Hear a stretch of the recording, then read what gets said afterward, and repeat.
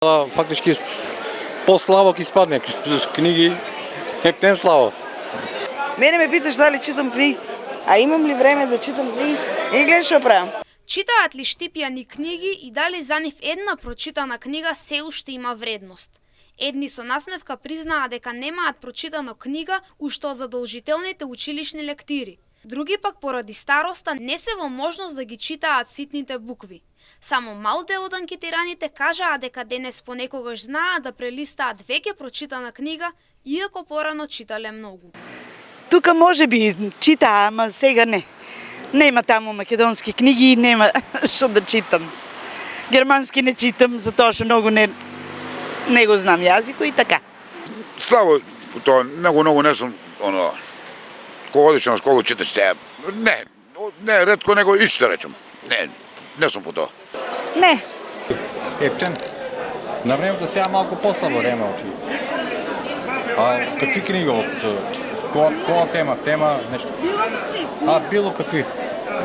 Порано повише, сега се на телевизија што се вика и по-слабо. Фактички по-слабо ќе испадне книги, ептен слабо.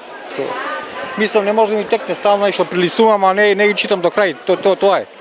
Прочитам, мислам тие што ми се порано читани и сега ги препрочитуваме нешто ново нема. Сега да купам нешто директно не сум взимал. Не гледам да читам веќе. Готово. Судоку решавам. Судоку, крстословки, такви работи. Иначе со читањето читав на времето.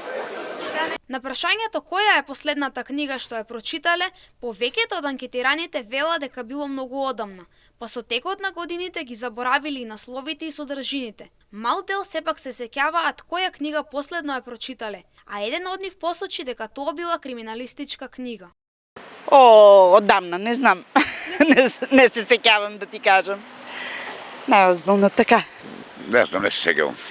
Како заврши школа, книга не сум читал. Некој вестник читам, некој по телефонот мора ги, а книга не се занимавам. Нешто криминологија, нешто беше од Агата Кристи, нешто таа е последно. Тоа сум била ученичка. Книгата останува патување во други светови, но колку Штипјани денес навистина патуваат низ страниците. Одговорите на граѓаните покажаа дека читањето се помалку е дел од нивното секојдневие. За едни книгата е спомен од училишните денови, а за други ретко отворена корица.